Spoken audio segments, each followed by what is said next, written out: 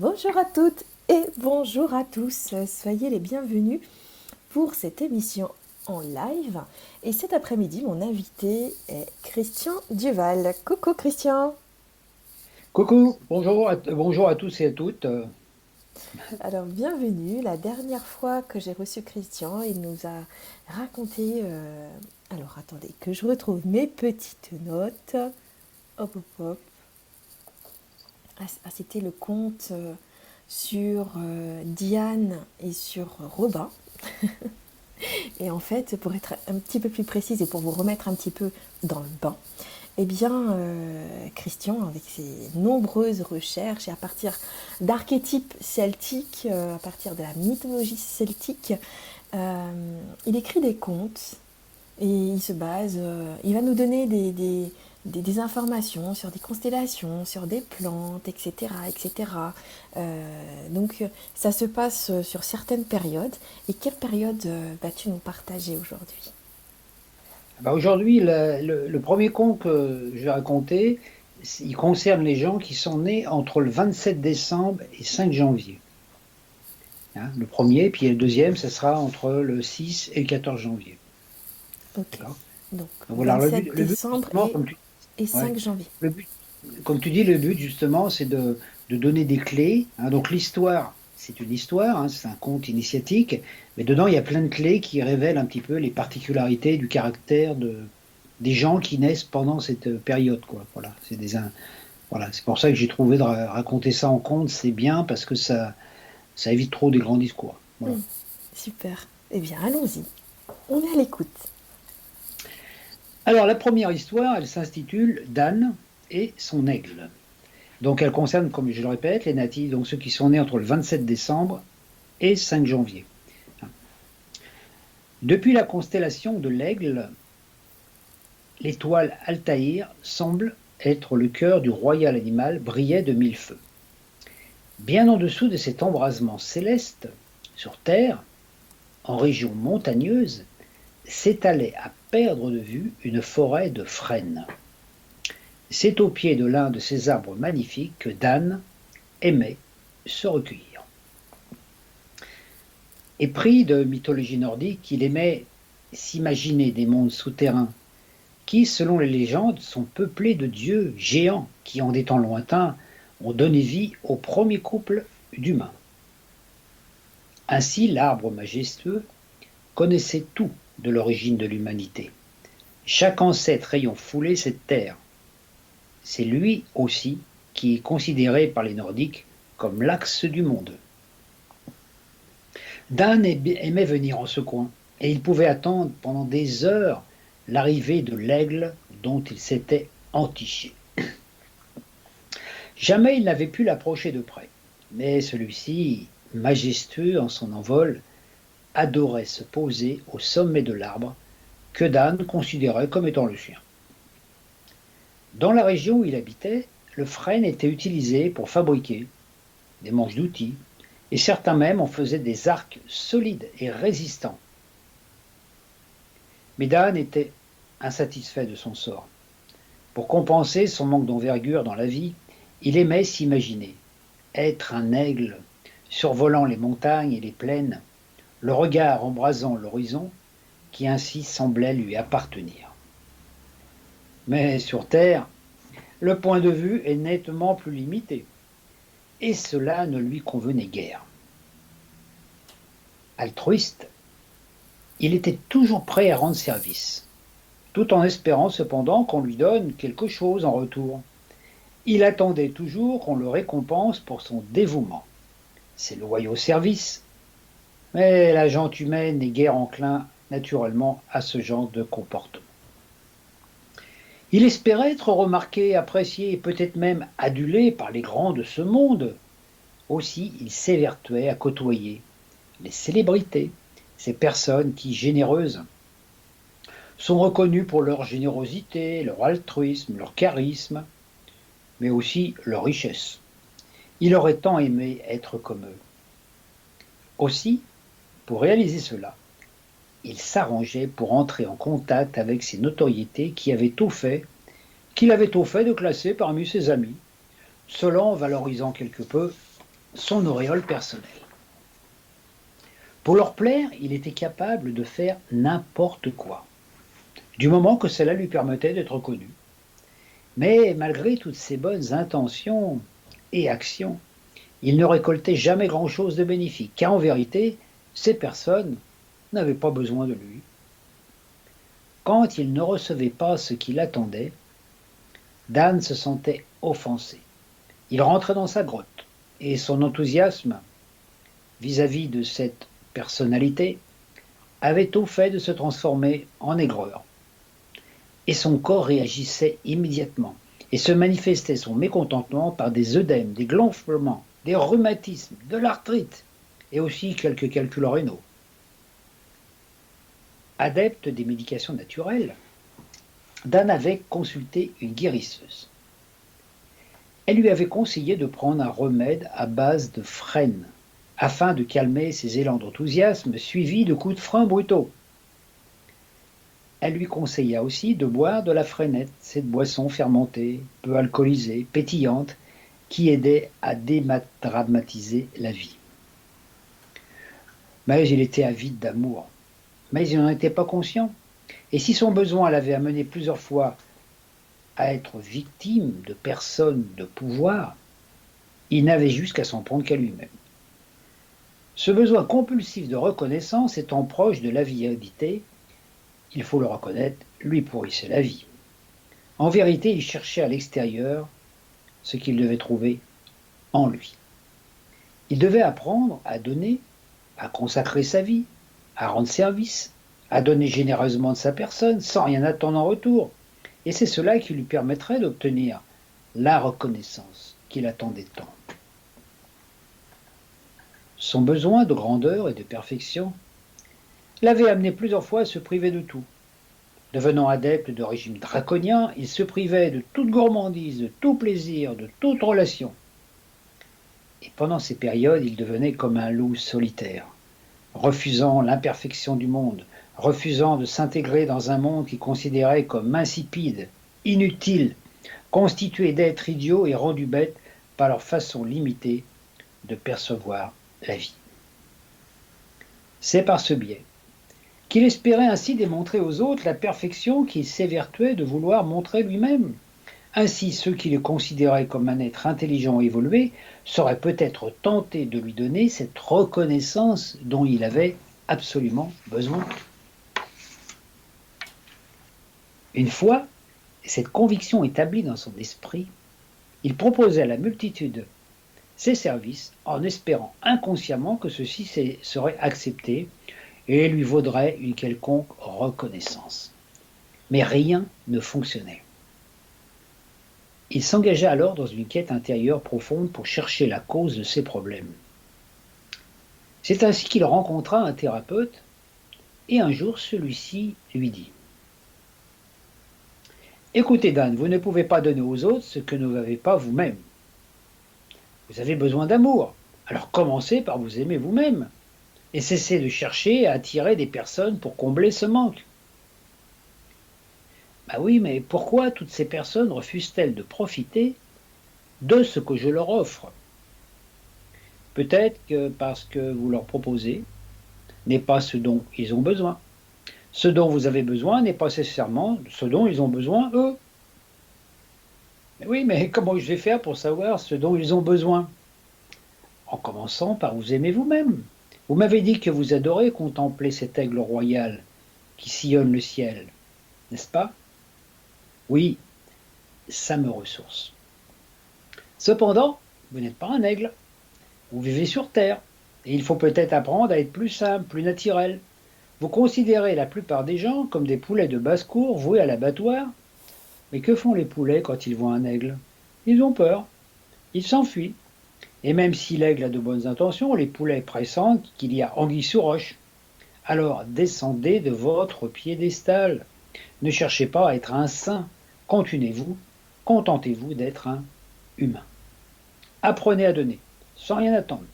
Appréciez les plaisirs de la vie au lieu de les rejeter pour vous sentir plus évolué. Soyez plus simple. Dan réfléchit longtemps à ce que lui avait dit son thérapeute. Il mit pas mal de temps à digérer, car il faut reconnaître que son ego en avait pris pour son grade. Mais peu à peu, la vérité se révéla. Il prit conscience qu'en fait, il avait scénarisé toute son existence. Tout ce qu'il avait entrepris l'avait été à partir d'un scénario prévisualisé. Ses relations professionnelles, amicales, affectives, tout avait été mis en place et ordonné dans son esprit, et toute personne qui ne correspondait pas à cette trame, il la rejetait.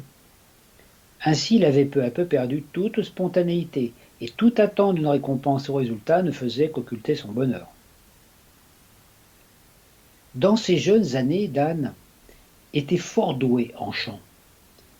Avec quelques amis, il avait formé un groupe, et ensemble, ils animaient des soirées festives.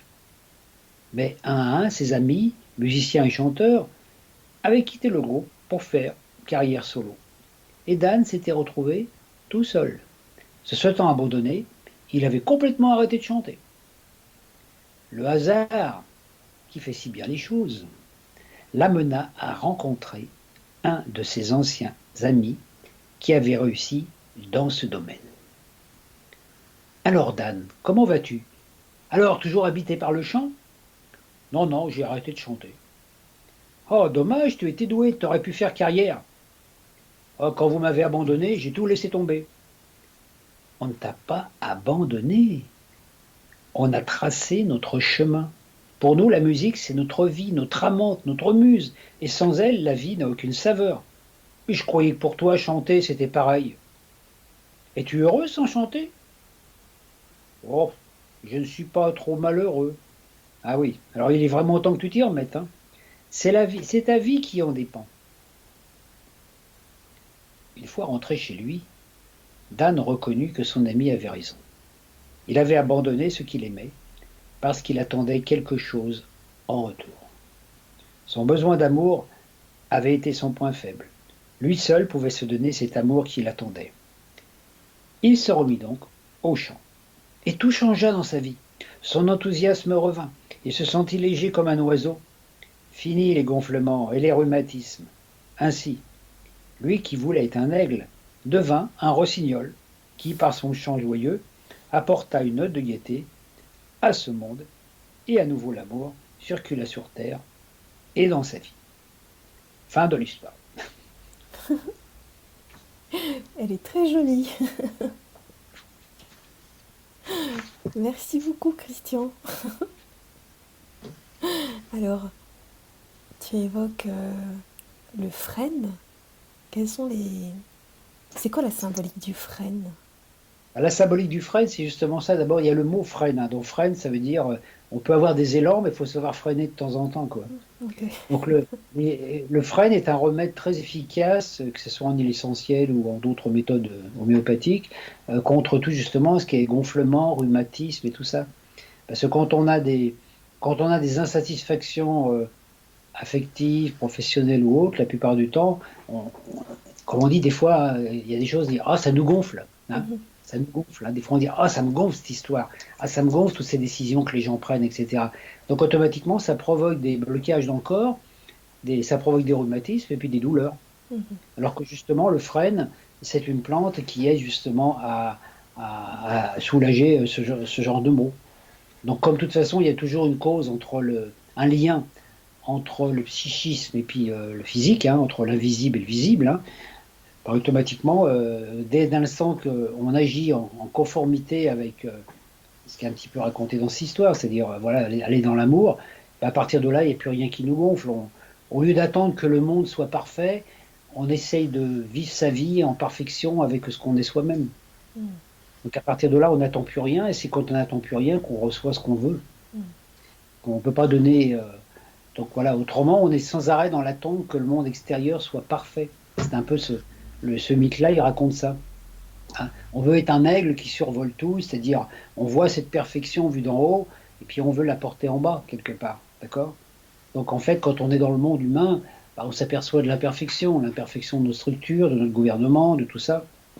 Et puis on entre en lutte contre ça, ça nous gonfle, ça nous bloque. Voilà. Ça nous Mhm. bloque, donc on n'a pas une vie. On n'est pas heureux, enfin, on n'est pas heureux, quoi. Donc à partir de là, il faut savoir dire, bah voilà, qu'est-ce que c'est que la perfection, qu'est-ce que c'est que le bonheur pour moi, et se remettre en valeur, se remettre en question quoi, par rapport à soi, Mm. pour pouvoir donner aux. C'est plus chercher la reconnaissance dans les autres, parce qu'on voit dans l'histoire là que le personnage au début, il recherche que des personnes qui ont du charisme, hein. Par exemple, les gens connus, les gens qui sont à la tête d'associations caricatives, les gens qui ont du succès, etc. Il allait vers ces personnes-là pour avoir, comment je veux dire, de la reconnaissance, en espérant. Mais en fait, ces personnes-là, elles n'avaient pas besoin de lui. Donc lui, il avait l'impression que, voilà, donc c'est un petit peu comme la personne qui dit, oh, j'ai plein de relations super, je connais le Mhm. chef d'État, je connais le pape, je connais tout, et puis, mais ça ne te sert pas à grand-chose dans ta vie, ce genre de truc, tu vois, Mhm. c'est lire aux alouettes, tu vois. Mhm. Donc à partir de là, au lieu de vouloir euh, chercher la notoriété puis la reconnaissance de personnes qui sont connues pour leur charisme, c'est devenir lui-même un être doué de charisme. Donc devenir bah, une personne qui fait du bien aux autres, etc. Et puis à partir de là, il obtiendra sa notoriété. Mhm. Au lieu de la chercher de l'extérieur. Tandis que là, il cherchait le succès, la reconnaissance de lui par l'extérieur, en espérant que ces hommes qui sont reconnus l'aident à devenir qui il était. Ouais, et C'est puis exactement le genre à de personne attendre. qui, voilà, c'est le genre de personne exactement qui, par exemple, va dans sa vie, s'il fait une démarche spirituelle, qui va courir après les maîtres, par exemple, les maîtres spirituels. Mhm. Il va toujours chercher le maître qui va lui apporter la connaissance, qui va lui apporter. Parce que derrière, c'est un signe qui est lié au Capricorne, hein. Donc derrière, il y a toujours à côté, quelque part, un désir de pouvoir derrière ça. Un désir d'avoir du pouvoir sur les gens, d'avoir du pouvoir sur les autres. Donc ça peut être une quête de pouvoir qui est, si elle est faite sans amour, qui peut faire perdre à la personne, elle peut devenir avide de pouvoir, quoi. Mhm. En fait, la reconnaissance qu'elle recherche, c'est pour avoir plus de pouvoir. Ok. C'est pour ça que là, bah, il faut qu'elle travaille, voilà, travailler plus le côté intérieur, dire être plus simple, pas vouloir être un modèle à imiter ou quelqu'un qui va être adulé par les foules en disant oh là là, vous êtes un être merveilleux, etc., etc. Hein, parce que le Capricorne, c'est un peu ça, c'est l'ambition aussi des fois. Mhm. Alors voilà, si tu connais ou si vous connaissez des gens qui sont nés à cette époque, bah, essayez de voir un petit peu dans leur vie, vous verrez, il y a des fortes similitudes. Moi, je connais des gens qui sont nés sous ces influences. C'est exactement ça. D'abord, ça m'a pas mal inspiré. Je reconnais. Comme toujours. Ah ouais, ça, c'est inspiration parce que c'est vrai en voyant les gens, en voyant plusieurs, on dit tiens, c'est marrant parce qu'il y a toujours la même schématique quoi qu'elle a, quoi. Ouais, ouais, ouais, ouais. Du coup, tu penses que toutes les personnes d'un euh, même signe dominant, parce qu'on est tous les signes finalement, qu'on vient là finalement pour rééquilibrer certaines de ces caractéristiques dans nos incarnations. En fait, oui, en fait, ce qu'il y a, c'est que chaque signe a sa double face, hein, sa face sombre et lumière. Donc, dans sa face lumière, un signe, c'est les qualités du signe, hein, comme pour le Capricorne, par exemple, les qualités du Capricorne, c'est l'endurance, la patience, les capacités de vivre des périodes de sa vie seul, pour se concentrer, pour atteindre la maîtrise. Le Capricorne, son but, c'est de devenir un maître, maître d'une technique. Ça peut être un maître spirituel ou un maître en arts martiaux, un maître. Voilà. Et une fois qu'il a atteint sa maîtrise, le Capricorne, il doit travailler avec le signe opposé, le Cancer. Le Cancer représente les enfants, l'enfance, la famille. Il retourne vers les gens pour apporter aux gens ce qu'il a appris de par ce qu'il a acquis. Donc il utilise sa maîtrise pour aider les gens à grandir, quoi. C'est l'image un peu du maître spirituel, la personne qui s'en va de chez sa famille, qui va suivre une initiation dans un monastère pendant des années, et puis qui revient après parmi les siens pour leur apporter la connaissance qu'il a appris par sa discipline et son autorité dans l'autre monde. Donc à partir de là, il est reconnu pour sa bonté et son charisme. Autrement, dans le côté opposé du Capricorne, qui peut être l'excès d'ambition, le désir de dominer, le désir de tout contrôler, on peut trouver la personne qui va atteindre une maîtrise, que ce soit une maîtrise, vous voyez par exemple, le Capricorne, c'est aussi la politique, hein, une Mhm. maîtrise politique, les hautes écoles politiques, hein, l'ENA, tout ça, tous ces trucs-là. Donc, les gens du gouvernement, par exemple, hein, c'est ça, atteindre le pouvoir, et ensuite un pouvoir pour contrôler le monde, pour imposer leur volonté au monde. En face, le signe du Cancer, ça devient après, le signe du Cancer qui représente les gens qui sont encore innocents, Ben, ça représente la masse populaire qui va être manipulée par le pouvoir. Donc chaque signe, donc dans un signe, tant qu'on n'a pas manifesté les qualités du signe sous lequel on est né, hein, que ce soit les signes solaires et les signes ascendants, les deux, bah, automatiquement dans la vie on a des remises en question. À Parce que quel, à quel moment le signe lunaire influence les personnes? dans le signe lunaire, c'est-à-dire, Enfin, pas le signe lunaire, mais le signe dominant, donc c'est le signe solaire. L'ascendant, pardon, c'est ce que je voulais dire. l'ascendant, quel que soit l'ascendant, il est régi quand même par les énergies de la Lune, l'inconscient. Parce que c'est la Lune qui permet la construction de la personnalité dans le corps. Hein, il y a deux planètes, il y a la Lune et Saturne. Enfin, la Lune c'est pas une planète, mais la Lune et Saturne œuvrent ensemble pour construire le corps de l'enfant à venir dans le ventre de la mère. Hein. C'est les deux planètes qui sont justement les deux astres qui permettent cette construction.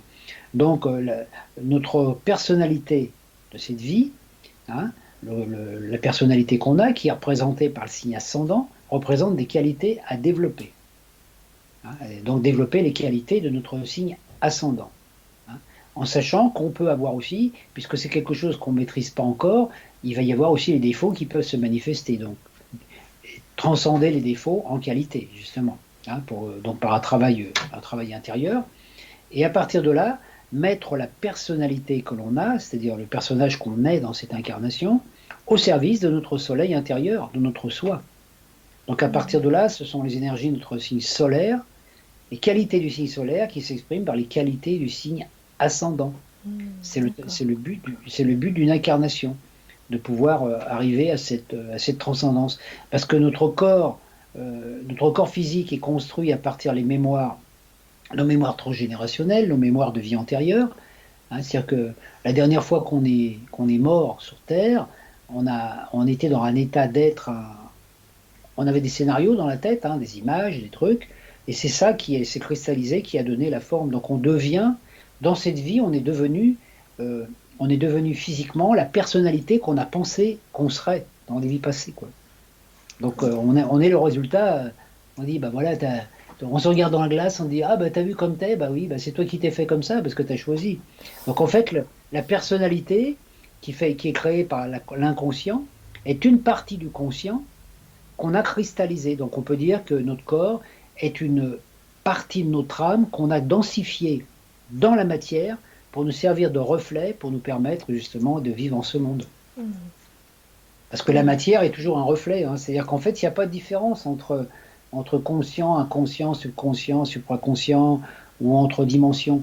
Il y a simplement une présence divine, une énergie qui se manifeste en tant qu'esprit, âme ou corps. Et le corps, il sert simplement, la matière sert de reflet. Donc on peut dire que l'image qu'on a du monde, l'image intérieure qu'on a du monde, des gens aussi, on dit tiens, l'image qu'on peut avoir du monde, de tous les êtres qui vivent sur la Terre, hein, voilà, le monde est comme ceci, comme cela, chacun a sa vision. Ce monde-là, on le crée dans notre intériorité et tout nous démontre que le monde est comme ça, quoi. Donc si on pense que la Terre c'est une terre de souffrance, de douleur, de manque, qu'il y a plein de gens méchants qui manipulent, etc. Et tout ça, si on pense ça, on crée cette réalité dans notre film intérieur et le monde extérieur nous met dans les circonstances adéquates pour que ce film intérieur, on le vive à l'extérieur. Donc on est prisonnier de nos projections. Et quand on a et donc comme il y a aussi toute la filière des vies antérieures, hein, c'est-à-dire qu'en fait, nous imagine, hein, par exemple, on est sur Terre là, voilà, imagine que le ciel soit bleu. Le ciel est bleu et le soleil brille. C'est impeccable, hein, ça c'est le paradis. Hein. Et puis d'un seul coup, ben voilà, il y a les humains qui sont sur Terre qui commencent à penser des trucs avec leurs souffrances. Ah ça va pas, ça va pas, toutes les souffrances. À chaque fois qu'un humain pense à quelque chose de souffrance, il va créer un nuage. D'accord ? Il va créer un nuage. Et puis au bout d'un moment, il y a des nuages partout, donc on ne voit plus le soleil. Et donc après, on va vivre que par l'intermédiaire de ces nuages, c'est-à-dire tout ce qu'on va projeter comme pensée dans l'atmosphère terrestre va nous revenir, mais le vrai ciel, le vrai soleil, il est au-dessus. Hein, donc quand on est dans une ville, par exemple, qui est très polluée par les nuages, et puis qu'on voit pas le soleil, On se dit, oh là là, il n'y a pas de soleil aujourd'hui. Bah si, il y a le soleil, il est là, mais il est au-dessus des nuages. Si on prend un avion et qu'on monte à travers les nuages, on voit bien qu'il y a le soleil qui est toujours là, hein. Alors qu'autrement, ça crée cette masse nuageuse, crée un faux ciel qui fait qu'on a l'impression que la vie n'est pas heureuse, etc. Et ce faux ciel, qui est l'inconscient collectif, il y a toutes nos mémoires, nos frustrations, nos cristallisations, nos désirs non réalisés, etc. Mais il y a en plus toutes les pollutions atmosphériques qui en sont le reflet. Ce sont nos pollutions psychiques qui créent des atmosphères négatives. Et en plus, actuellement, il y a en plus toutes les ondes électromagnétiques avec tous les satellites. Donc on est, nous, sur la Terre, on a le Soleil et le paradis qui est au-dessus, et puis entre les deux, on a une sacrée couche, une grosse couche de nuages, et qui fait que on est prisonnier parfois de notre âme de vie antérieure. Donc on est enfermé par nos projections. On envoie des choses dans le ciel, et le ciel nous les renvoie. Donc tant qu'on pense à partir, tant que notre conscience est limitée à notre identité physique, notre personnalité humaine, la couleur de notre peau, l'endroit où on est né, enfin notre stature générale, tant qu'on est limité à ça, on est piégé. Dès l'instant qu'on est conscient qu'on est une conscience dans un corps, mais que notre conscience n'est pas limitée à ce corps, parce que notre conscience, elle est tout l'univers, à partir de là, on peut traverser les zones de nuages et avoir. Donc par contre, comme le ciel, il est voilé, le ciel représente l'inconscient collectif, nous, en tant qu'êtres humains individuels, on ne peut pas enlever tous les nuages. On peut enlever nos nuages. Mais ceux des autres, on ne peut pas. Parce que les autres, ils sont libres, hein, de créer des nuages. S'il y a des gens les gens, ils sont libres de voir le monde comme ils veulent. S'il y a des gens qui préfèrent voir le monde comme quelque chose de difficile, c'est leur droit, on ne peut pas, hein. Alors au début de la quête spirituelle, souvent, on a tendance à vouloir enlever tous les nuages du collectif. Comme par exemple, actuellement, il y a des gens qui se font vacciner, il y en a qui ne veulent pas, etc. Tout ça, chacun est libre. On ne peut pas enlever les nuages des autres parce que c'est intervenir dans leur vie, et dès qu'on intervient dans la vie d'un autre, automatiquement, elle s'impacte dans la nôtre. Donc on ne doit pas s'occuper de ce que pensent les autres, de ce que font les autres, de ce que disent les autres, simplement s'occuper de nettoyer sa partie de ciel. Donc je dirais quelque part, si on vit dans une ville et puis que toute la ville est polluée de nuages, mais il y a qu'un petit trou de ciel bleu au-dessus de notre maison, eh ben on s'en fout des nuages. Et on profite du ciel bleu et du soleil. Et c'est le travail à faire, hein. C'est le travail à faire, hein. Et des fois, il y a des choses fabuleuses. Moi, une fois, à Paris, j'ai vu un truc fabuleux. Bon, ça arrive des fois par rapport aux nuages. C'est qu'il y avait un trottoir qui était dans l'ombre, et le trottoir en face était dans la lumière, hein. Parce qu'il y avait un nuage qui bloquait. Donc, il y a juste une partie de la rue qui était éclairée. Il suffisait de changer de trottoir pour être dans le soleil. C'est dingue, hein. Donc, tu te dis, bah voilà, changer de trottoir, hein, comme disait le président. Enfin, différent, c'est un peu différent, mais c'est ça en fait, c'est changer notre vision. Ouais. Dès l'instant qu'on change notre... Parce que nous, on a l'impression que le monde extérieur, c'est la réalité et qu'on doit s'adapter à cette réalité, ça c'est notre illusion, alors qu'en fait, le monde extérieur est le reflet de ce qu'on pense.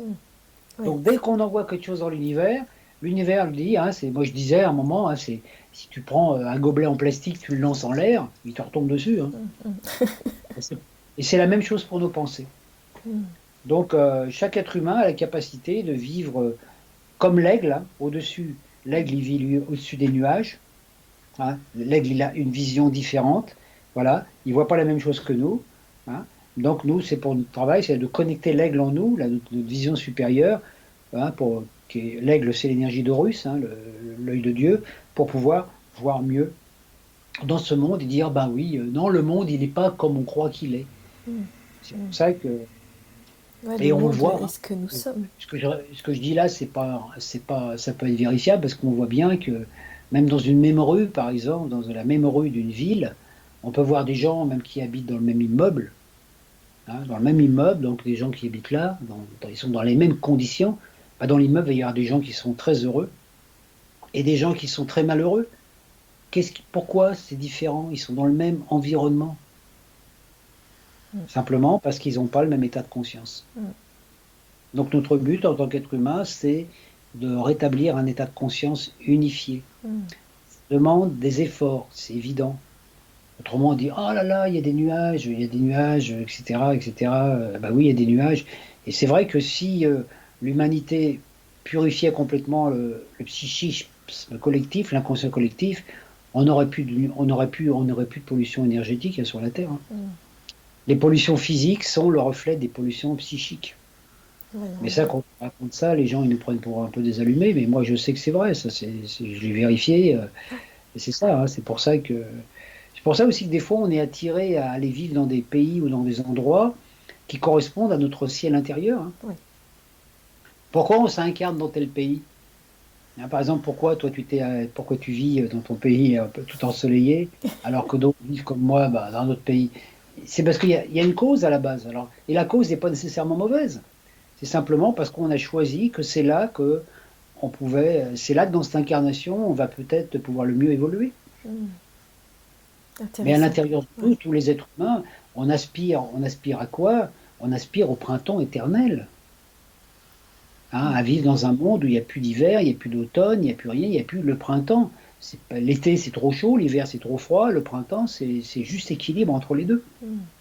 On aspire tous à ça, à être, à vivre le printemps éternel dans un corps aussi doué de jeunesse éternelle. Mm. C'est notre désir le plus profond. Bon, bah, tu vois, un jour, hein, un jour viendra. À nous de travailler sur nous d'abord. Alors, est-ce qu'on poursuit avec un deuxième conte? Oui. Alors le On deuxième reste, conte, on reste ça avec va le Capricorne? toujours, on est toujours dans le Capricorne. Oui, là, oui, les gens qui ont le soleil entre 14 et 23 degrés du Capricorne, donc du 6 au 14 janvier. Alors ça s'appelle le guide de montagne. Justement, on vient de parler de montagne, tiens, hein, comme par hasard, hein. Le guide de montagne au grand cœur. Voilà. Bon, j'y vais? Oui, oui, oui. Alors, il était une fois un jeune garçon qui s'appelait Fred. Il était né en mi-montagne, dans un écrin de verdure protégé des pollutions de la ville. Bon, on vient d'en parler, hein. Sa mère, guérisseuse et rebouteuse, était spécialisée dans la concoction de potions magiques qu'elle faisait mitonner dans un gros chaudron de cuivre. Pour cela, elle utilisait l'eau pure d'une source de montagne qui avait surgi un beau matin à proximité de la maison. Tous les jours, elle allait se recueillir près de celle-ci, et maintes fois, elle avait affirmé qu'elle avait eu des contacts avec des nymphes, ces créatures mythiques, vivant dans l'eau, et que c'était celle-ci qui lui révélait les justes dosages de ces potions qui s'avéraient fort efficaces. Son père, quant à lui, était souvent absent. Chauffeur de taxi, il passait la plupart de son temps à sillonner les routes. Dès son enfance, Fred fut attiré par la vie rurale et montagnarde. Il se plaisait à s'imaginer escalader les montagnes escarpées qu'il pouvait apercevoir depuis la fenêtre de sa chambre. C'était un enfant au grand cœur. Il faisait facilement confiance, il rendait facilement service à ses copains, mais ces derniers lui renvoyaient rarement l'ascenseur. Bien au contraire, il se servait souvent de bouc émissaire aux moqueurs qui ne manquent pas sur les bancs de l'école. À chaque fois qu'il se sentait gruger, il se mettait en colère. Et quand il était en rage, il devenait intolérant, n'écoutait personne. Son verbe était aussi acéré qu'une épée, et il le maniait avec puissance. Puis, une fois qu'il s'était débarrassé de cette sorcière intérieure qui lui faisait réagir, il tombait dans l'excès opposé. Il se laissait aller dans une sorte d'inertie passive, de routine endormissante, et il perdait toute joie, toute créativité, ce qui le faisait de lui une cible idéale pour les railleurs du village. Naturellement, ces sautes d'humeur, suivies de périodes d'inertie, finirent par avoir une répercussion sur sa santé, qui, quoique bonne, n'en était pas moins fragile. Quand il se trouvait dans sa phase acérée et violente, son intestin participait à l'expérience en fabriquant en abondance des sels plus que liquides qui, désirant sortir de son ventre, l'amenaient à courir aux toilettes plusieurs fois par jour. Sa mère, experte en remèdes, s'empressait alors d'aller ramasser quelques baies qui poussaient sur les prunelliers sauvages. en faisant une décoction qui s'avérait efficace pour stopper les diarrhées de Fred, reflet de ses diarrhées verbales intempestives. Voilà, son corps suivait toujours le mouvement. Sa mère n'était pas sans avoir remarqué la relation étrange qu'il existait entre le prunellier hérissé de piquant et les colères piquées par son fils. C'est certainement pourquoi les prunelles étaient efficaces. Lorsque Fred se trouvait dans sa phase d'inertie, son intestin limitant se déclarait inapte à assurer un transit intestinal régulier, et Fred devenait alors le constipé. C'est alors que son expert de demeure lui préparait des compotes de prunes et lui faisait ingérer multitude de pruneaux pour qu'il puisse se libérer de ses flatulences. C'est dans cette alternance de pruneaux, prunelles, colère et inertie que Fred grandit. Dès son entrée en lycée, il savait ce qu'il voulait réaliser comme métier. Devenir un guide de montagne. Malgré son caractère instable et vacillant, il réussit ses examens. Il s'installa en tant que guide. Sa mère lui ayant en outre révélé une multitude de secrets relatifs aux plantes, il était parfaitement équipé pour réaliser son rêve.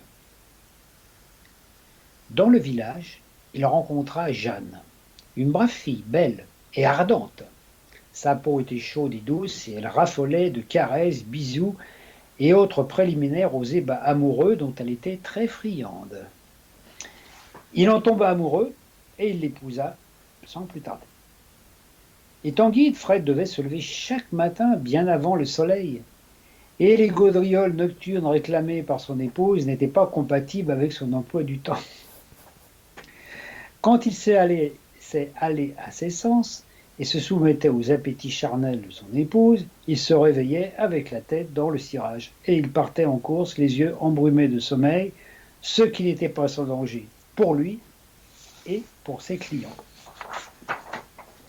Plusieurs fois, il frôla la catastrophe, ce qui commença à nuire à sa réputation. Et ses copains, connaissant bien les ardeurs de Madame Jeanne, n'hésitaient pas à se gausser de lui, ce qui le mettait en colère et lui donnait la diarrhée. Heureusement que maman et ses prunelles étaient là pour réparer les dégâts. Il essaya de parlementer avec Jeanne, mais celle-ci ne l'écoutait pas. Elle prétextait qu'il n'y avait aucun rapport entre ses incidents de montagne et ses parties de jambes en l'air avec elle.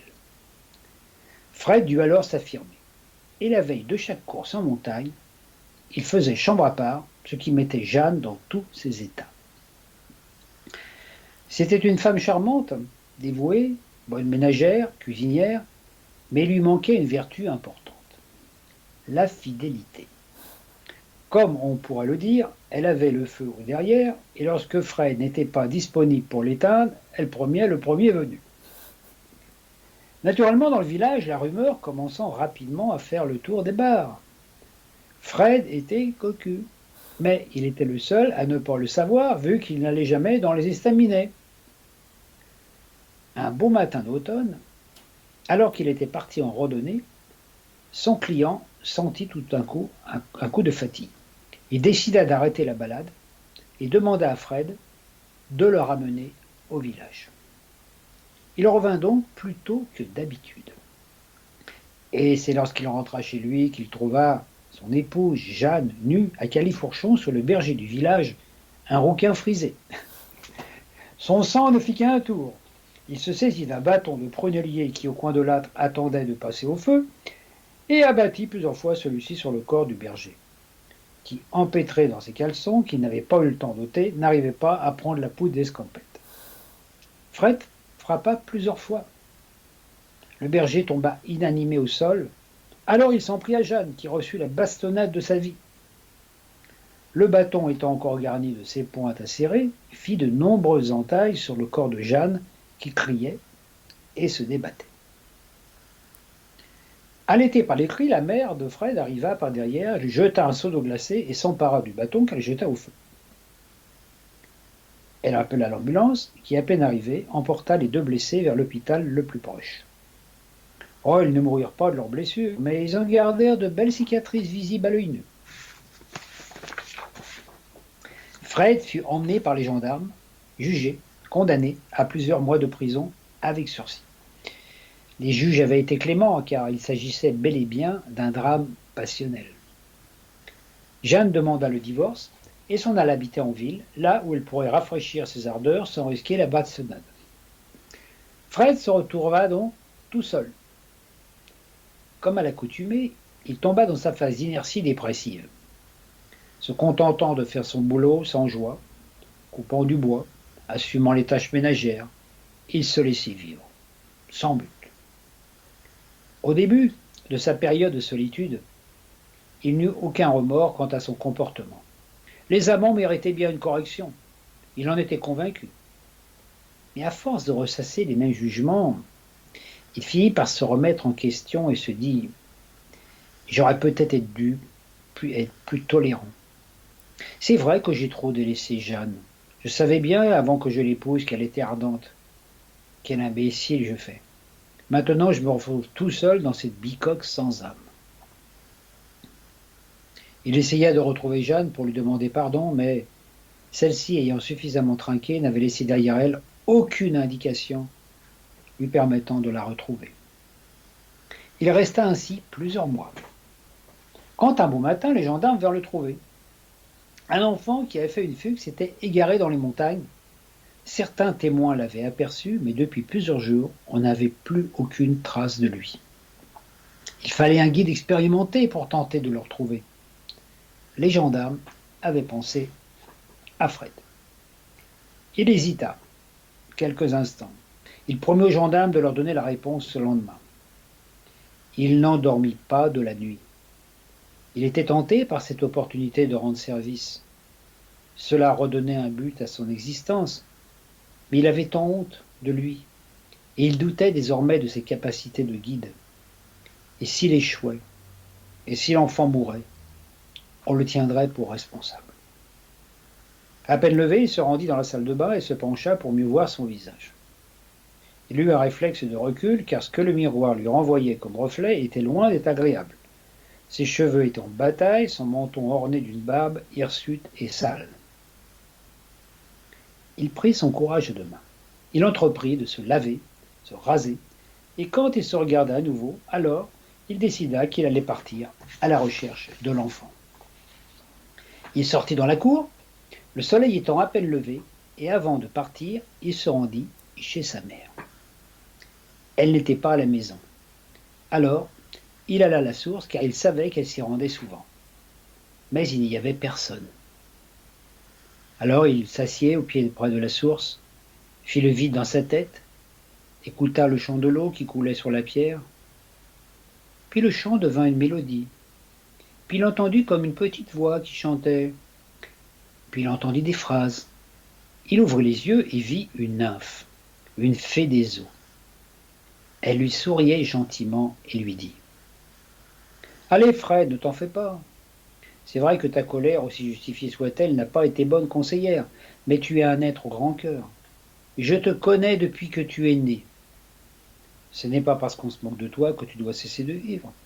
Ce qui compte, ce n'est pas ce que les autres pensent de toi, mais ce que toi tu penses de toi. » « Oh, tu as raison, dit Fred, mais j'ai du mal à me déculpabiliser. Tu as lu pas mal de livres sur les héros légendaires. Tu as certainement remarqué que dans leur aventure, ils n'ont pas toujours été au top niveau. Hein. Tiens, prends Hercule par exemple. Tu sais qu'avant d'accomplir ces 12 travaux qui ont fait de lui un héros, il a tué sa femme et ses enfants, un soir alors qu'il était ivre. Alors toi, tu n'as tué personne. Alors, tout est encore possible. Oh, tu es gentil de me dire cela, quand je pense que je ne croyais pas aux nymphes et que je me moquais de maman quand elle m'en parlait. Oublie le passé, vis dans le présent, tu sais. L'aventure humaine est une grande expérience. Il n'y a rien de bien, rien de mal. Mais dès que les expériences qui sont révélatrices de grandes vérités, vas-tu laisser cet enfant mourir, sous prétexte que tu ne vaux rien?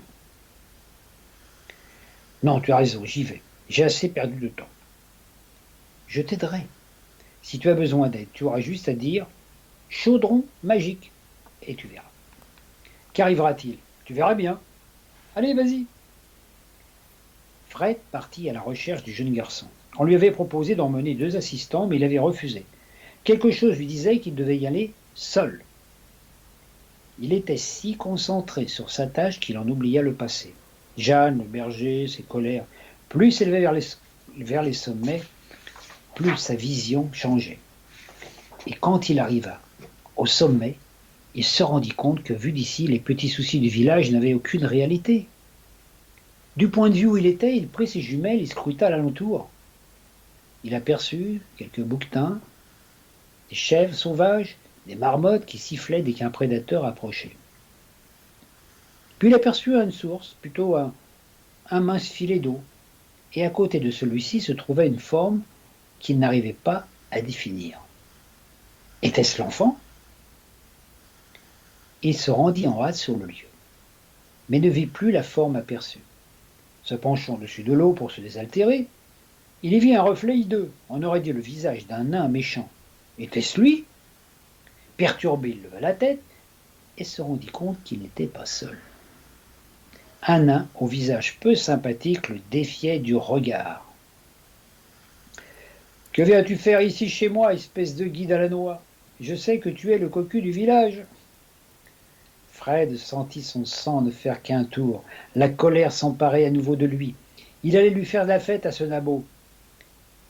Il ne sut pas pourquoi, mais il pensa à la nymphe et à ses conseils. Fermant les yeux, se concentrant sur elle, il dit « Chaudron magique ». Quand il ouvrit les yeux, le nain avait disparu. À sa place, il y avait une coupe en argent. Il entendit la voix de la nymphe. « Bois de mon eau et tu sauras. » Il prit la coupe, la remplit d'eau et but. Une image se précisa devant son œil intérieur. Une grotte, et dedans, celle-ci, un enfant dormait entouré de 2 chèvres sauvages. Son intuition lui dicta de prendre ses jumelles. Il les ajusta et scruta alentour. C'est alors qu'il aperçut une anfractuosité, devant laquelle se tenait un troupeau de chèvres de montagne. Il se rendit à l'endroit et il trouva la grotte de l'enfant qui dormait comme un loir. « Petit, réveille-toi, dit Fred. Je suis venu te chercher. » L'enfant s'éveilla, s'étira, se jeta dans ses bras et lui dit « Ah, merci, monsieur, je me suis perdu. »« Mais pourquoi tu t'es enfui de chez toi ?»« À cause de mon père. »« Il te maltraite ?»« Non, il est gentil avec moi, et ma maman aussi. Mais j'ai appris qu'il avait fait quelque chose de mal, alors j'ai eu honte et je suis parti. » « Et qu'a-t-il donc fait de si méprisable ? » Il a trompé maman avec une autre femme. »« Oh, mais tu sais, ça arrive ce genre de situation. Et ta maman, qu'en dit-elle ? » ?»« Elle aime papa, elle lui a pardonné. »« Alors pourquoi tu fais pas pareil ? » ?»« À cause des garçons de l'école.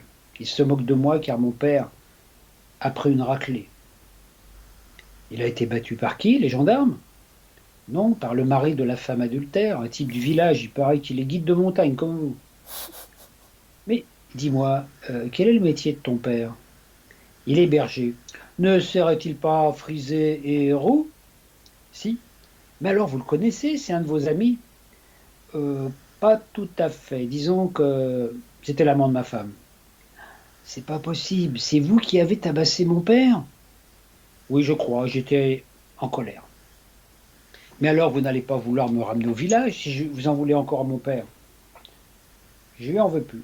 J'ai compris qu'il avait été aussi victime de circonstances et je suis désolé de l'avoir battu. » Fred ramena l'enfant au village.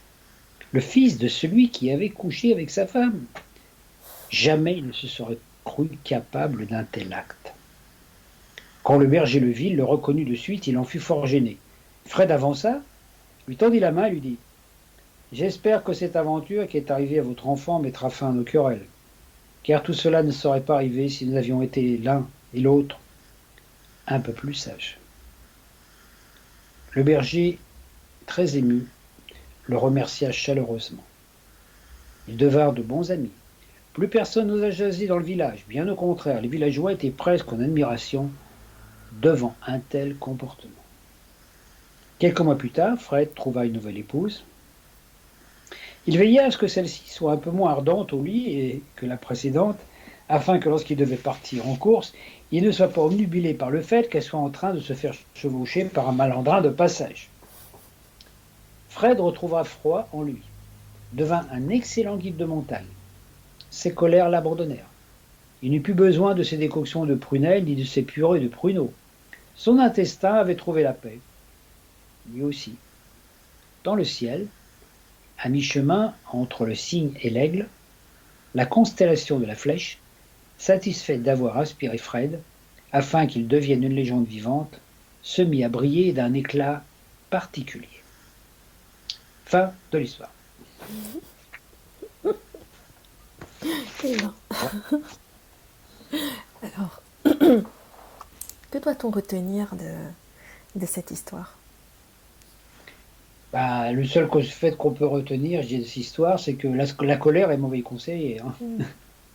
Ça, c'est bien vrai. C'est-à-dire qu'en fait, dans la rue, dans la vie, quand on fait ça nous montre quand on fait des choix dans la vie qu'après, on voit pas toujours les réalités qui sont là, quoi. Comme là, lui, il est marié avec une femme qui réclame beaucoup d'affection et tout, et puis, de par son métier, il peut pas trop lui en donner parce qu'il est souvent absent. Mm. Donc à partir de là, ça risque de provoquer un déséquilibre, et c'est ce qui se passe dans son histoire. Ça provoque un déséquilibre qui fait qu'après, bah, il perd complètement puisque lui, il vit un petit peu cette ambivalence. Hein. Il y a des moments où il est super énervé, super coléreux, et puis une fois qu'il a fait sa colère, bah, il tombe dans l'autre côté, quoi. À la face. C'est ce qui arrive souvent quand on monte dans une colère, après on se trouve complètement déstabilisé. Ben oui, c'est ça, c'est pas évident, Donc, surtout au niveau de la colère. C'est une émotion qui est pas facile à gérer. et là, justement, bon, dans le fait qu'il trouve son épouse en train de le tromper, c'est une chose, mais de là à rentrer dans la colère jusqu'à la bastonner, si tu veux, tu vois, à taper, tu vois, à blesser les gens, il y a quelque chose. Après, il aurait dû se poser la question pourquoi son épouse. Toi, c'est parce qu'il correspond. Enfin, disons, il ne pouvait plus satisfaire aux appétits de son épouse pour différentes raisons, à cause de son métier. Donc, il aurait fallu qu'il trouve, je sais pas, une, une solution, une autre façon de faire, toi. Et donc, comme il tenait pas compte de la réalité, qu'en fait, il s'occupait pas vraiment de ce que elle ressentait, et ben automatiquement, ça s'est retourné contre lui, quoi. Bon, un bon entendeur. Donc, voilà. Et puis après, bon, quand il arrive à pardonner, tout change, tu vois, parce que dans la vie, quand il rencontre le petit garçon, ça nous montre bien que quand on n'a pas réglé une chose, ça nous revient toujours. Ouais. C'est le principe du karma, tu vois. Donc il trouve il va aider le petit enfant, justement, qu'il y a quelques années en avant, on lui aurait dit que c'était l'enfant de ce type, il ne l'aurait pas fait. Ouais, il n'y serait pas allé. La solitude lui a permis quand même de se calmer intérieurement, d'être plus vigilant, de comprendre qu'en fait, voilà, et puis après de reprendre confiance en lui, quoi. C'est pas toujours facile, parce que dans la vie, quand on fait des choix qui sont pas les meilleurs, même quand on s'unit avec quelqu'un ou quand on choisit un boulot et tout, et qu'on tient pas compte de tous les paramètres, bah, des fois ça provoque des déséquilibres. C'est pour ça qu'il faut toujours bien travailler le discernement en se disant, bon voilà, on peut très bien avoir de l'affection pour une personne, puis tout, mais en même temps, c'est pas pour ça qu'on pourra toujours vivre avec. C'est un peu ce qui se passe, hein, pour les gens qui ont des métiers où ils sont pas souvent là. Hein. Toi, par exemple, les routiers, hein, dans le temps aussi, même maintenant, les femmes de marins.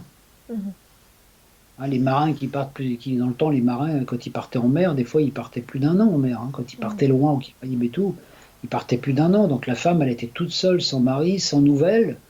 Hein, il n'y avait pas le téléphone portable à l'époque. Hein. Et puis sans nouvelles, et puis bon, le mari, il était un an sans sa femme, donc quand il est dans les ports et tout, c'est pas dit que hein, il allait pas courir les gueuses quelque part, tu vois. Hein, donc il fallait vraiment avoir beaucoup de confiance, de patience, et puis peut-être une notion de sacrifice aussi. Hein. Tu vis avec un homme qui est jamais là. Hein. Dans le temps, les femmes qui épousaient les guerriers, c'est pareil. Hein. Chaque fois que le guerrier partait au combat, bah voilà, il revient pas. Est-ce qu'il va revenir? Donc, il y a certains métiers, en fait, il faut mieux pas être marié. Hein. c'est plus compliqué parce que quand on a besoin de beaucoup d'autonomie pour faire un travail itinérant comme ça, il y a des liens qu'on peut pas avoir. Donc ça veut dire que dans la vie, il faut savoir faire les choix de qualité. Mm. Ouais. Du coup, ça invite à bien connaître ses besoins pour ne pas, comme tu le disais, manquer de discernement et faire des choix qui ne nous servent pas, qui nous amènent à vivre des vies malheureuses, du coup, après. Ouais, parce qu'on est malheureux, puis on rend les autres malheureux Mm. aussi. Parce que c'est vrai que quand on est comme ça, quand on vit, donc dès l'instant qu'on choisit un métier, une voie, faut voir en contrepartie les avantages et les inconvénients que ça peut nous apporter avec ça, quoi. Mm. Quand on est chef d'entreprise ou président de la République, bah, c'est sûr que la vie, on a des trucs à vivre. Hein, on regarde à l'époque des rois, par exemple. Quand on voit les rois, c'est vrai on peut envier l'histoire, la vie d'un roi, parce que bon, un roi, ça vit quand même dans le faste et tout ça. Mais la plupart des rois, quand on regarde dans l'histoire de France, par exemple, la plupart des rois, c'est très rare les rois qui épousaient les femmes qu'ils aimaient. Hein. Mm. Oui, c'est Il y a vrai. des rois, il y a des rois et des reines qui étaient mariés, les enfants d'Espagne et tout, et à 12 ans, ils étaient mariés, quoi. Mm. Mariés avec quelqu'un qu'ils ne connaissaient pas, c'était des alliances uniquement pour favoriser les alliances des pays, des nations. Mm. Mais eux, donc en fait, ils avaient le pouvoir, mais la plupart du temps, ils n'avaient pas l'amour. Hein. Mm. Donc c'est un choix à faire. Il y a des moments, alors que celui qui a une vie plus humble, plus simple, l'artisan et tout, ben, peut éventuellement épouser une femme qu'il aime, toi. Ça Mm. sera plus facile pour lui parce il a pas la charge, la responsabilité du devoir. On le voit hein, dans les trucs héréditaires. Moi, je regarde dans les trucs historiques, c'est impressionnant de voir quand tu vois des personnes tiens, comme Marie Stuart, par exemple, hein, Mhm. qui est devenue reine d'Écosse à 50. Imagine, tu es reine à 50. Tu vois. Après, tu as la charge. Ouais. Donc, tu es obligé de te marier avec une personne, tu es obligé d'assumer cette charge, alors que tu n'as pas nécessairement envie. Hein. Peut-être qu'elle avait envie de, je sais pas, d'être autre chose. Tu vois. Donc, le fait d'appartenir à une lignée comme ça, royale et tout, c'est presque plus une malédiction qu'une bénédiction. Hein. Mm. Ouais, il faut le porter. Il y a beaucoup de fils de rois qui auraient voulu être autre chose, hein, ou des reines qui auraient voulu être autre chose, mais elles ne pouvaient pas. Et dès l'instant qu'elles voulaient, bah, elles étaient rattrapées par leur lignée. Mm. Donc ça, après, ça c'est des choix qui se font avant l'incarnation, toi. Hein. Mais en même temps, je dis, un prince, il peut dire à son père, bah non, j'ai pas envie d'être roi, j'ai envie d'être autre chose, puis partir. Mais après, il va perdre toute sa notoriété, tout son pouvoir, toi. Mm. Mm. C'est- À la vie, c'est qu'une question de choix. Donc quand on fait des choix, il faut essayer de faire les meilleurs. En sachant qu'on on fait rarement les meilleurs choix au début. Parce Oui, qu'on se laisse emporter c'est- soit par ses affects, soit par des peurs, soit par des désirs. Et puis après, bah, on se retrouve dans une situation difficile. Mais bon, le tout, c'est de ne pas réitérer plusieurs fois l'expérience. Mm. Oui, il faut en retirer les leçons. Ah oui, les leçons profitables, parce que si on ne tire pas leçon des erreurs, des expériences, je dirais qu'il n'y a pas d'erreur quelque part. Hein. Il y a des expériences agréables et des expériences désagréables. Parce que quand on voit qu'il y a des erreurs, on tombe automatiquement dans dans la vision d'échec. Oui. Et quand on reste sur la notion d'échec, on perpétue l'échec. Des fois on dit, ah, une relation affective, un mariage, ça a été un échec. Non, c'est pas un échec, c'est une expérience. Mm. Il y a eu des moments agréables, parce qu'on ne serait pas marié, autrement il y a eu des moments agréables, puis il y a des moments où, bon, voilà, on s'est rendu compte, voilà, après. Mais c'est une expérience dont on doit tirer une leçon pour éviter de retourner. Mais c'est pas un échec, parce Mhm. que si on voit qu'un échec, on dit, bah, dans l'échec, après on rejette la personne. Alors quand on voit que c'est une expérience, on peut pardonner à la personne, même si on se sépare d'une femme ou d'un homme avec lequel on a vécu, avec lequel bon, c'est plus possible de vivre, on n'est pas obligé d'être ennemi. Hein. Mm. À partir de là, c'était un partenaire de vie, exactement comme un partenaire de travail. Et puis à un moment, il dit, bah, pendant un moment, on était bien ensemble, maintenant, bah, on a changé, on peut plus vivre ensemble, voilà, ok, bon, on se quitte bons amis, hein, comme on dit. Mm. Et c'est comme ça qu'on devrait faire nos relations, parce que comme ça, on n'emmène pas de rancune avec nous. Et on avance beaucoup de nous. Donc, il n'y a pas d'échec. Parce que quand on voit, par exemple, au niveau spirituel, par exemple, des fois, il y a des gens, on peut très bien, par exemple, quitter la famille, euh, Comme par exemple Bouddha, à un moment, il quitte sa femme et son fils, hein. Alors voilà, il était prince, lui, il quitte sa femme et son fils pour aller vivre en ascète dans la forêt. On peut dire, au début, sa femme, elle pensait que ce Bouddha, c'était un mauvais père. Euh, Toi, il part, il l'abandonne avec son enfant, toi. Bon, elle n'était pas dans le besoin, mais quand même, toi. Mm. Alors qu'en fait, non, il fallait qu'il fasse ça pour pouvoir avancer, faire sa quête, toi. Puis qu'après, quand on l'a retrouvé quelques années plus tard, elle a suivi sa doctrine, toi. Mais c'est toujours le truc, dire, si on juge à partir d'un truc, hein, des fois, on a l'impression, ah, t'es un mauvais père, ou alors t'es un mauvais gestionnaire d'entreprise, ou autre, oui, mais c'est parce qu'à côté, t'avais une autre quête. Mm. Donc, à partir de là, tu vois qu'il n'y a pas de bien ni de mal. Et Mm. ça, je dirais, c'est réconfortant aussi de voir, parce que comme on est dans un monde où on expérimente des choses qu'on n'a pas appris, qu'on vient expérimenter pour la première fois, euh, dans une expérience, on est toujours la première victime, hein. Parce que l'expérience, ça veut dire qu'on ne sait pas comment ça va Mm. continuer, on ne sait pas comment ça va. Ça tient pas qu'à nous, l'expérience, ça tient ainsi à tous les gens qui nous entourent. Donc automatiquement, après, il n'y a pas à se culpabiliser. Voilà. Mais dès qu'il y a échec, il y a culpabilité, hein. Oui, c'est sûr, c'est sûr. Et Donc là encore une fois, oui. s'il y a culpabilité, il ne peut pas y avoir pardon. Parce que le pardon efface le traumatisme. Mhm. Si tu as de la culpabilité vis-à-vis d'une relation qui s'est mal terminée, même si tu pardonnes à l'autre, ça veut dire que tu ne te pardonnes pas à toi puisque tu as la culpabilité. Mm. Il y a quand tu te libères de cette culpabilité en disant, bah non, j'ai fait ce que je pouvais, j'ai fait pour le meilleur. Et quand on voit avec le recul du temps, des fois, quand on regarde une situation, par exemple, quelque chose, par exemple une relation affective qu'on a vécue, et puis 20 ans après, on regarde. On se dit, oh là là, j'ai fait des erreurs, j'aurais pu être meilleur, j'aurais pu faire mieux. Mais à l'époque où tu le vivais, tu pouvais pas faire mieux. Mm. Tu as fait ce que tu pouvais. On fait Mhm. toujours le maximum de ce qu'on peut. Alors des fois, on peut pas, des fois, on est un peu limité, mais on peut pas faire mieux. Mm. Si on avait pu faire mieux, on l'aurait fait. Donc on fait toujours le mieux. Donc à partir de là, quand on prend conscience de ça, on se dit, bah oui, maintenant c'est facile de dire, ah bah tiens, si j'avais fait ce choix à cette époque, oui, mais on pouvait pas. Parce qu'à l'époque, on était quelqu'un d'autre. On Mm. n'avait pas l'expérience qu'on a maintenant. Donc c'est pour ça que c'est intéressant déjà que la culpabilité, envers toute chose, il faut la retirer. Mm. Parce qu'elle nous fait avancer. La culpabilité nous amène à vivre des expériences, hein. Mais en même temps, elle nous maintient dans une trame, hein. Le fait de se sentir coupable de quelque chose fait que tu vas recréer une situation dans laquelle tu vas encore te sentir coupable. Mm. Et tu vas accumuler les échecs.